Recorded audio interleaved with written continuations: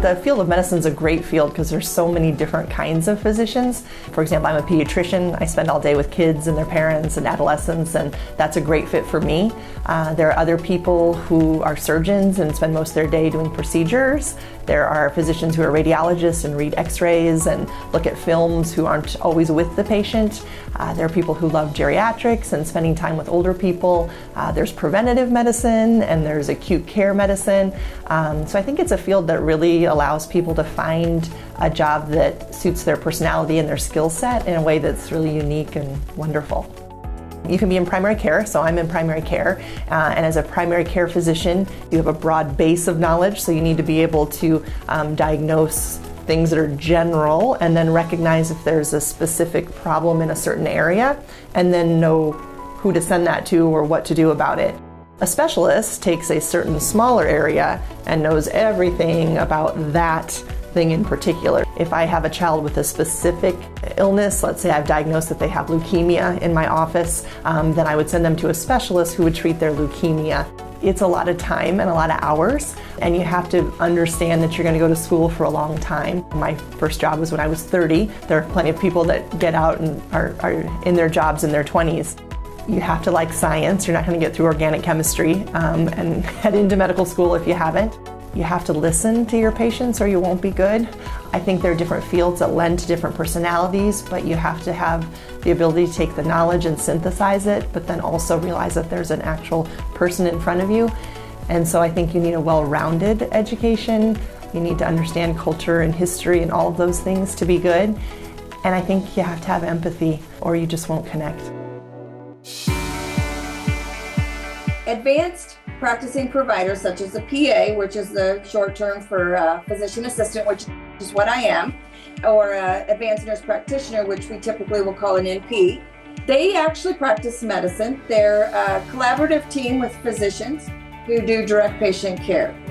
I order tests, I evaluate, I treat based on evaluation. I can collaborate with physicians if I need to. But for me, I'm quite independent. I do work underneath a supervising physician on my license since I am a physician assistant. Nurse practitioners do not have a physician listed on their license, but we both work quite independently and in very many different forms of medicine. You can work from pediatrics to gerontology, internal medicine, surgery. We have about 26 departments at McFarland Clinic that have APPs in them in some form. Some are specialties and some are actually your primary care provider may be an APP. To become an APP does require a significant amount of schooling, not quite as much as a physician obviously, but you do now it is required to have a master's degree. Several programs, including nurse practitioner programs, also now have doctorate degrees as well. I would look for a student who has an interest in science and math, but the most important thing you're going to look for is a person who has a personality, has a lot of empathy, a lot of concern for others, and an interest of figuring out. I think it's a little bit of investigative work sometimes. That's something I've always enjoyed. Clinical positions are ones that people traditionally think of when you go to the doctor's office. That person who meets you, takes you back to the exam room, takes your vitals, your blood pressure, your temperature, might assist a physician with a procedure, be there as a chaperone, and then also do shots, like give you those injections and those immunizations. You can work clinically in the office, what you think of traditionally, but we have nurses who go to the operating room and assist surgeons. We have nurses who give chemotherapy infusions. Triage nurses, so they're on telephones and doing those phone calls and that telephone triage with patients. Our non-clinical roles involve those people who are more of the support staff or help support the infrastructure of our organization. So patients that are calling with compliments or questions or complaints for us, we have nurses that are the ones that manage those calls and deal with those patients. Our IT department has nurses that work in it that help us manage our electronic medical record system and build different processes and workflows that we have in there. And then we also have nurses that work administratively, like myself, who helps to manage the various departments and what's happening out there in them. For a certified medical assistant, They usually do a 1-year training course. Then they go on and take a certification exam through a national board. An LPN is usually a 1-year degree. An RN is a 2-year degree, and they have their associate's degree in nursing. And then they can go on to receive what's called their BSN, or their bachelor's in nursing, and that usually is a 4-year degree. A student that shows an interest in anatomy, for one, that's huge that you have anatomy and they have a good understanding of that. People that are highly organized, the ability to multitask is very important, but to also work as a team, because there's very few nurses that work independently in their roles. They're oftentimes working as a team with a physician, with a nurse practitioner, with their reception staff. I think something else that's super important is having confidence. And it's people that are not only confident in what they know, but are also confident in what they don't know and are willing to stop and ask. And finally, the other thing I would say is really good communication skills. And that is verbal communication as well as written communication. A physical therapist or physical therapist assistant helps people to recover from musculoskeletal injuries or deconditioning. We assist them in returning to their prior level of function. A physical therapist does require an undergraduate degree, then a professional degree, a doctorate degree. So usually that's about a 6 to 7 year program after high school. A physical therapist assistant is a 2-year degree after high school. A physical therapist does the assessment and the treatment plan for patients, and then the assistant helps to fill out that treatment plan or assist with it. Occupational therapist is similar in our setting of outpatient rehab for general orthopedics. Our occupational therapists focus primarily on hand therapy, but their schooling for an occupational therapist and an occupational therapist assistant is very similar to that of physical therapy and physical therapy assistant.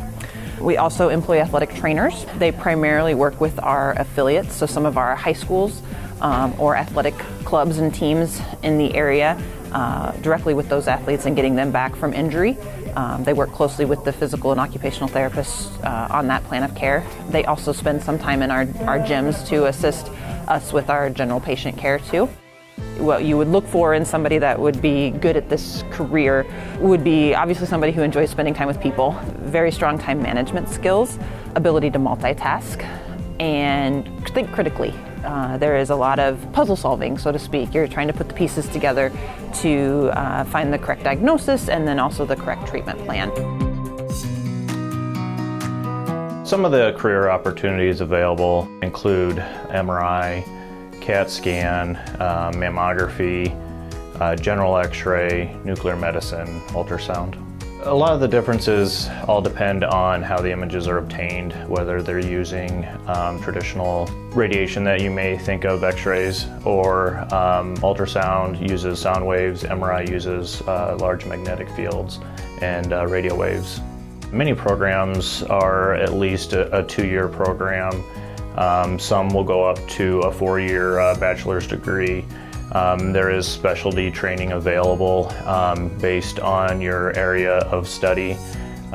Some additional schooling available for those different imaging modalities like CAT scan and ultrasound and MRI. Some of the strong areas of study include math, sciences, anatomy, physics are very, very important in radiology.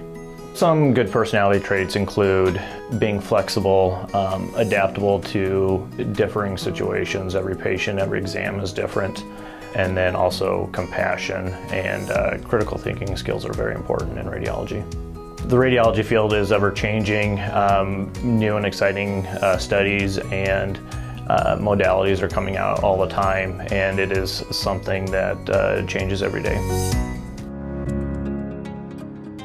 Phlebotomists play a huge role in the laboratory. They're the staff that actually collect the blood samples so that we can perform the tests that are ordered by the providers.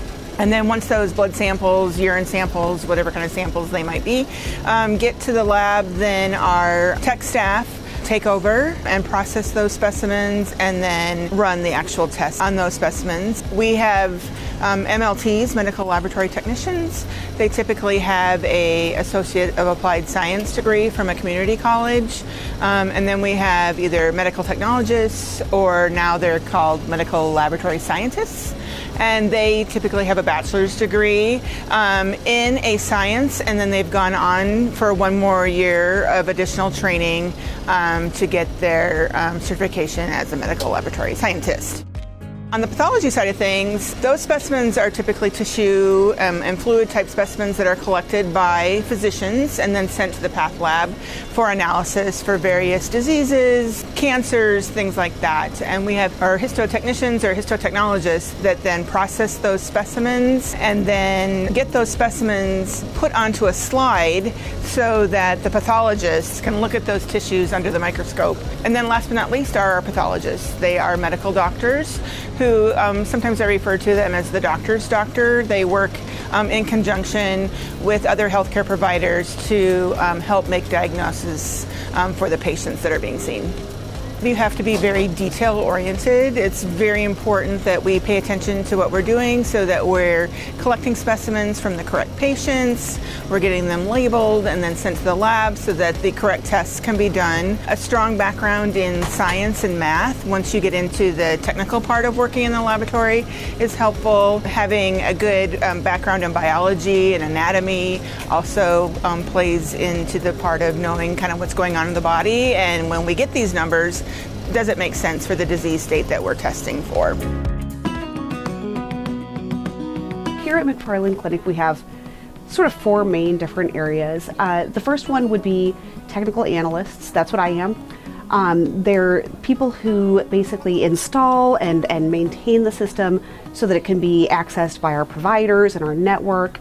We have access for our patients as well online via our MyChart, and so we do all the configuration of that and the network. Then we also have security analysts, and their job is kind of more to keep people out of the system. They're more to maintain our access securely and to keep outside entities, with it being personal health information. We really want to keep that secure for our patients and our providers. So our security analysts help keep that going, and they find new ways that people are trying to access that data, or they're finding ways to block attempted breaches and things like that. Then we have support technicians. They are our hardware technicians who implement our computers, our printers, the network pieces that keep the network alive and going for our end users. And then the last one are our system specialists, and they are like our help desk technicians who really are the front line in helping our end users. Our training team assists our help desk up there as well. They teach our end users how to use the system and our resources to the best capability of helping the patients. Most students growing up today have access to computers. They were born with it in hand. They are native to that world. So that is important, and there are computer aptitude tests online that you can look at to see if they have a natural ability for the technical side. IT isn't really a one-to-one correlation. You can't just know networks because there are different kinds of networks. You can't just know security software because there are different kinds of security software. Some of that helps, but what is really crucial in IT is the ability to problem solve, creativity, the ability to go systematically through things and just check off and see, oh, nope, it wasn't that. I better go to the next thing and the next thing. You also really, really need good teamwork. We all work together on issues. Every asset that we have in the clinic, we want to make sure that they have what they need.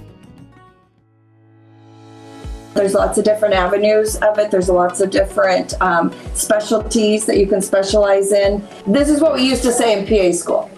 This is the hardest thing we've ever done, and it is the most fun we've ever had.